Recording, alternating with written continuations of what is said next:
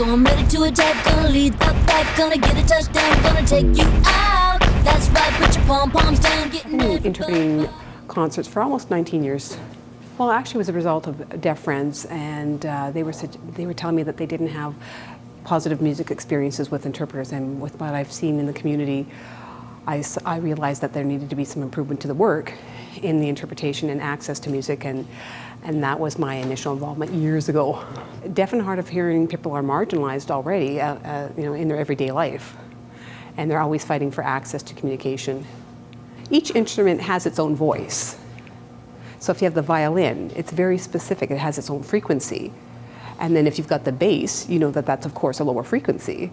You have your drums, you have the snares, you might have different cymbals, or there's all types of instruments that have their voice and they play a role. And we don't want to ignore that.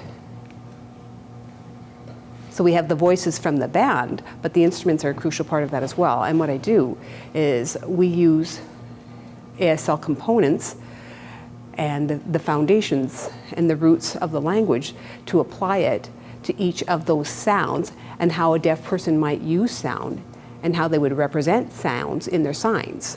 So when we use what's natively used by the population, it's not air guitar. People think, oh, well, she's just doing the air guitar thing.